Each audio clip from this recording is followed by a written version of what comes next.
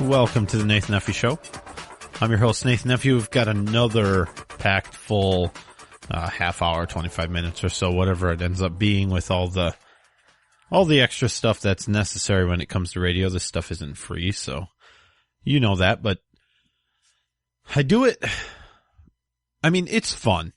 I won't lie about that. I mean, I can get fired up and angry and yell and everything, and definitely if you listen to At Odds, atoddshow.com, you hear me yell at Brian, my co-host, more than once per show. And I really do get angry about things. I really do care about the things I talk about, but it's fun. Even when I get angry. I mean, I almost said that if I didn't enjoy it, I wouldn't do it, but I don't know if that's true. I don't know if that's necessarily true, because really why I do it, and I've mentioned this before, is that I hope, look, if you're listening to the show right now, it's pretty likely that you agree with some of what I'm saying, or all of what I'm saying, or at least the general theme of, if you're on Red State Talk Radio, I mean, you know, it's a conservative talk radio station, or any of the other affiliates, which we are adding, fairly rapidly now, which is a good thing. Or if you're on nathannephew.com, At Odds Show, listening to that when you find me on Facebook, whatever, you probably either agree with me or completely disagree with everything, and you just want to listen to, you know, keep your enemies closer type of thing. But even if you do agree with me and you know everything that I say and you say, well, yeah, of course, I already knew that. That was what I was thinking. I'm hoping I can kind of reaffirm those things, first of all. And maybe, because I know when I first started getting into politics, and it started, I don't know if I've ever told the story or not, but it started when I took a class. In Michigan, you have to take a class, like many states, to get a concealed pistol license. You have to take a training course. It's basic, legal, you have to learn about the laws. You have to learn about, you actually have to fire a gun. The requirements are ridiculous. You have to fire 30 rounds or 50 rounds or whatever it is. I don't remember, but it's whatever the NRA says it is essentially how the law is written, which is ridiculous. If you've listened to me before, or if you know me at all, you know that I don't think concealed pistol licenses are constitutional or should be required at all. You should not require training to keep and bear arms. I mean, let's keep it at the level of the Constitution. The Constitution does not say the right of the people to keep and bear arms after a certain training period shall not be infringed. It doesn't say that. We don't have training. I didn't take any, and this is obvious to you, I'm sure, but I didn't take any training to get this microphone and broadcast on the internet and give my opinions. I didn't get any training for that. I didn't get any training to practice religion. I wasn't required to get training to assemble at the state capitol to let people know that I thought what the governor is doing is wrong. I wasn't required any training for that. I wasn't required to get training to refuse to let a soldier sleep in my bed. That's the little-known Third Amendment there. So why would you think that training needs or can be required to own or carry a firearm? It can't. It shouldn't, but it is. That's reality. So I took the course. Back on track here. I took the class to get a concealed pistol license, which of course you have to pay for because, well, the instructor wants to make the money, which is really what it's about. It's not about safety, because I didn't get anything out of the class except, I shouldn't say that. You know, I take that back, because actually that concealed pistol license class that I took, probably one of the most pivotal moments in my life. So I was way off when I said I didn't get anything out of it. In fact, I think it shaped my life from then on.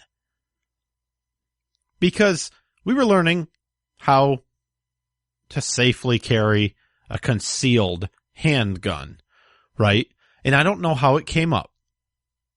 the guy teaching the course, the legal portion, was at the time, an assistant county prosecutor. And he mentioned that in Michigan, it's legal to carry a firearm openly, which it is. He said, but just try it. Because, of course, you'll encounter problems. That's the argument that's been going. It was the same argument that was made, or that is made every time a state tries to implement some sort of shall issue law for concealed pistol licenses. He said, just try it. And so my thought was, okay, I will. It's legal. It's my right. And at this point, I wasn't into politics. I was into guns a little bit. And I wanted my concealed pistol license because I understood how important it was to be able to protect myself and my friends and my family. But I wasn't into politics. I didn't care who the president was really or what he was doing at that time. But when he said that, I said, okay, I will try it. And so I went on the internet and started looking this up, saying, is that true? Is it legal to open carry? And is anybody doing it? And luckily, this was right at the time in Michigan where there was starting to become a movement. And it hadn't really gotten off its feet. People have open carried. 1 and 2 people here that knew the law that did it. But there was starting to get just a little momentum. There were just a few guys, literally a few guys on the internet that were talking about this. And I kind of joined them. We had picnics, and then out of that, we founded Michigan Open Carry, one of the premier gun groups in Michigan now. And this was 2009, 2008, 2007, somewhere around that time. Hell, it might have even been before that. But anyway, that's how I got into it. It started out with guns, which are still my biggest passion in politics, but from there it expanded, because when you get with people that care about their gun rights, generally those people understand. They understand what freedom is, and they understand that, sure, gun rights are important. But why they're really important is because they help you keep all of the other freedoms that you have. Because without the guns, what are you going to use to stop somebody from taking your liberty? You have nothing. But that's really what got me into politics. And I think that ever since that concealed pistol license class, I started to learn more and more and realize how messed up things are. And so I say all of that to say that I do this because I hope, even if you agree with me already, maybe I can reaffirm what you're saying, and I can give you a little confidence to speak to your friends about it, or your neighbors, or speak up when somebody says something stupid. When they speak up, or when you're walking down the street, maybe, or when you hear your neighbor talking about, well, we really need to get healthcare for everybody. It's a right. I mean, everybody should have access to healthcare, and you shouldn't have to pay for it. Why should you have to pay for healthcare? When you hear that sort of thing, maybe you'll hear something on my show or on Red State Talk Radio or whatever to help you talk to people, because that's really what is most important at this point, is talking to people. People that have no interest in politics. People that don't understand that even if they don't have an interest in politics, it still affects them. Every bit of what's going on in the government affects them. If it's not directly, it affects somebody in their family, or it affects their tax money. And they don't think about it because, I mean, really, when you think about income tax, how often do you really think about how much you're paying in income tax?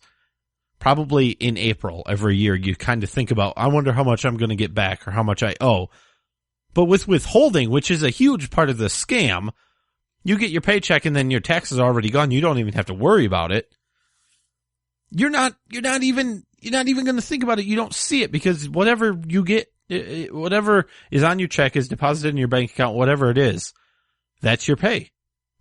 And that's all you have to worry about. You don't have to think about, wow, 20%. went to the federal and state government this year, which is pretty low, actually, but you don't have to think about it. So the important thing for you, for me, for everybody who understands how important it is to get this nation on the right track, and it is not on the right track. The most important thing we can do is talk. Talk to people who agree with us, talk to people who disagree with us, talk to people who don't give a damn. The people who don't give a damn, I think, are the most dangerous, because you don't know really where they will stand when it really matters.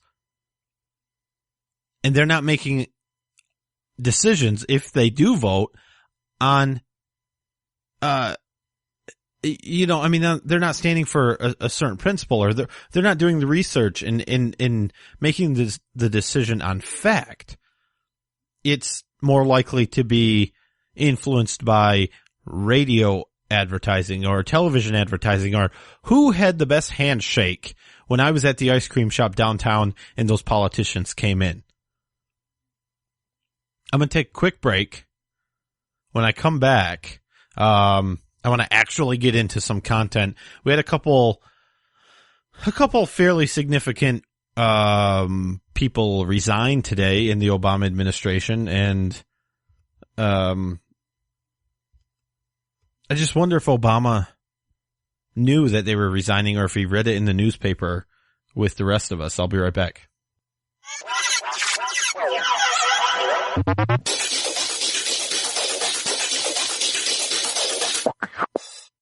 Are you looking for some way cool t-shirts? Check out ChugDug.com. They have hundreds of crazy fun t-shirts like gun, patriotic, and you better believe zombie shirts. At ChugDug.com, you'll find quality shirts at a quality price. All shirts start at just $10 with free shipping over $50. Mention Radio 1 coupon code at checkout and grab a cool 10% off. That's ChugDug.com. T-shirts with attitude. No college degree and mid-career? Make the choice that can make a difference this year with an ITT Technical Institute near you. At ITT Tech, we offer programs of study in fields including information technology, electronics technology, drafting and design, business, criminal justice, nursing, and the growing field of health sciences. And now, ITT Tech is helping reduce the cost of education with a new ITT Tech Opportunity Scholarship. The scholarship can help lower your education costs dramatically. We've always believed pursuing an education is a sound investment. And now, with the ITT Tech Scholarship, education could be in your future. To find out more about the Opportunity Scholarship at ITT Tech for yourself, just call 800-771-0443. That's 800-771-0443. With the ITT Tech Opportunity Scholarship. Now, it's your turn. 800-771-0443. How are we doing? For more information about graduation rates, the median data of students who completed the program, please visit programinfo.itt-tech.edu. There's no better way to say I love you. I'm thankful you're in my life. I'm glad to be with you. I'm thinking about you, or I miss you. Than with a spectacular flower arrangement from ProFlowers.com. A gorgeous fresh flower arrangement is a must to dress up every birthday, holiday, or anniversary. As a special treat for you, your beautiful flowers start at an amazing low price of $19.99. And ProFlowers.com will include a free vase with floral orders. Imagine a beautiful bouquet of 100 blooms for only $19.99, with a free vase included. Every festive bouquet is guaranteed to last at least 7 days. Tell your loved ones you're thinking of them with flowers. Go to ProFlowers.com/radio and enter your code to receive this special offer. Enter code POKE. That's ProFlowers.com/radio, code POKE. Send a bouquet they'll never forget. From ProFlowers.com/radio, code POKE. Red State Talk Radio. The Talk Monster.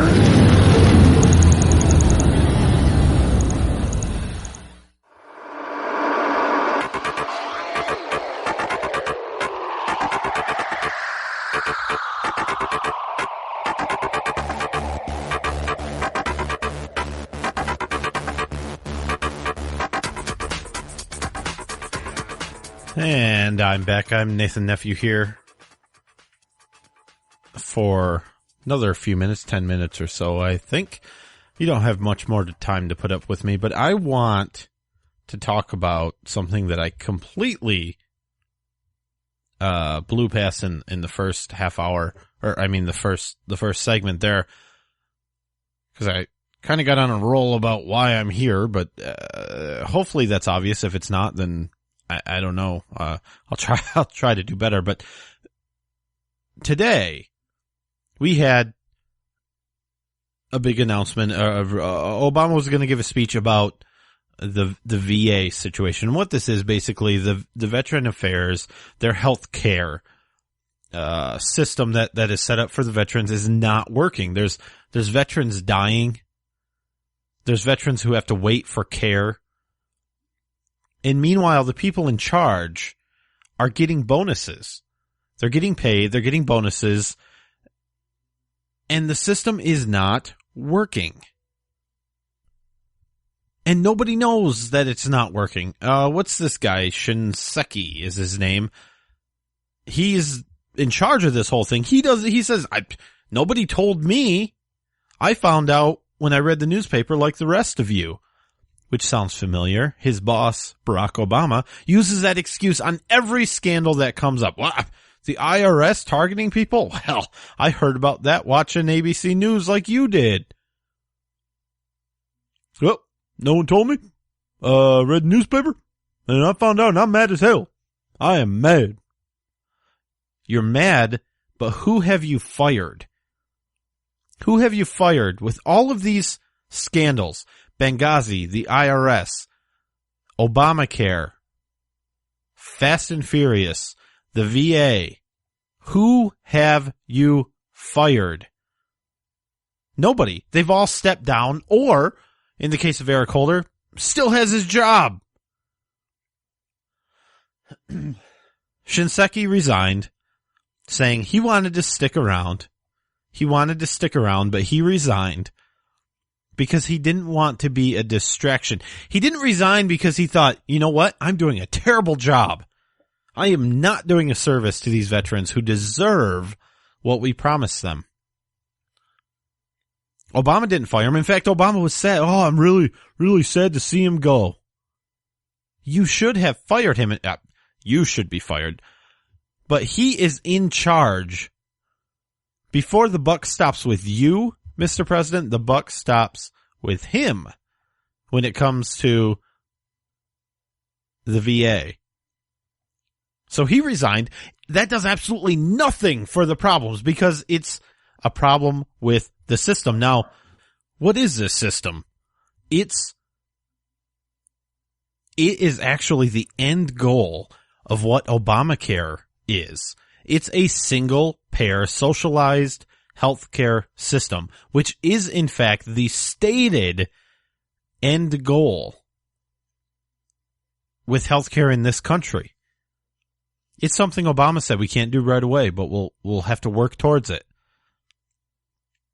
And it isn't working. It's killing people because we can't afford it. It's not sustainable.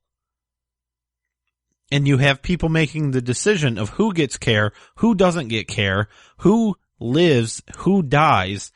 And when they do that poorly, they still get bonuses. There's zero incentive in the VA to actually do a good job because it doesn't matter. What matters is the metric. And this is the problem with metrics in, well, a lot of areas of work, is that they were underreporting numbers because if you have a metric, what you do is what you need to do to get that metric to look good, especially if it means a bigger paycheck for you. Now, Shinseki resigned. Like I said, it's not going to do anything. The other thing, Barack Obama barged into a press briefing in the press room where Jay Carney was answering tough questions, lying his butt off. Obama breaks in and says, well, I've got an announcement. We got another resignation. Jay Carney, the current press secretary, is resigning. Now, this is weird. They claim that he privately and quietly told Obama about these plans back in April. They claim that. And they're saying that it's coming out now just because Obama wants to get it over with, especially Shinseki, who is in charge of Veterans Affairs, because Obama's got to go to Normandy pretty soon here for D-Day. And, well, there's a lot of veterans that show up at that thing, so he doesn't really he wants to make it look like he's trying. Because with Democrats, with liberals, I should say, because that includes some Republicans, it doesn't matter what the results are. It matters that you tried. Right? Bring back our girls. Hashtag. We tried. Yes, all women. Hashtag. We tried. Gun sense. Hashtag. We tried. That's all that matters. It doesn't matter that you actually get anything done. But what's weird is Jay Carney resigned about a week after Jay Carney's office released the name of a top CIA spy when Obama took his surprise trip to Afghanistan. We accidentally included the name of somebody who we didn't want to be identified because they're a spy, and spies generally are supposed to remain hidden. People aren't supposed to know who they are. Oops. Sorry about that. And now Jay Carney's resigning. Now, it's not all that uncommon. I think George Bush had 4 press secretaries in his 2 terms. And this is Obama's second. It'll be his 3rd, I think. I haven't kept track. They're just paid liars. I mean, for every president, that's what they are. They're just paid to spout the message, whatever talking points they're given from the president. They're just supposed to say those, and it doesn't matter if it's true or not, or if you believe in it. It doesn't matter. So, back to the VA real quick, though. I've just got a few minutes left here. What can we do? Because right now we have a single-payer health system that the liberals love. They think it's great. The government's paying for it. Nobody in this system has to pay directly. And everyone gets health care. I mean, some people don't, and people die, and some people have to wait to get, treatment or whatever. Just kind of suck it up. But it's great. It's great because health care is a right. What can we do? Firing people, letting people resign that's not going to fix the problem. The problem is the system. The system is broken. It will not work. What can we do? I mean, there's a couple options. One is to just keep going like we are, which is what is going to happen. But I mean, ultimately, I think the solution is to privatize this thing. So allow the veterans to choose where they go to get health care, what plans they use, and what sorts of treatments and doctors and who they want to see. And then give them a voucher per se, or let's say a voucher, that they can use to pay for these things. It would be similar to your health insurance plan. Well, at least your health insurance plan before Obamacare. Other options that I've heard thrown around that are maybe acceptable, but still not quite to my liking, something like a charter hospital. So they're not really public government hospitals. They're not really private hospitals. I mean, they're ran by, they're subsidized, essentially. But it's not 100% government hospital. The doctors are government employees. You're going to the government for your health care because that's where the problems lie. Because government has money. They have limited money. I mean, it's more money than they should need. But they always have to cut something, and they never cut the right things. And in this case, they're cutting care for the veterans just so they can get a few bonuses. It's despicable, but I am out of time. So thanks for listening. See you next week.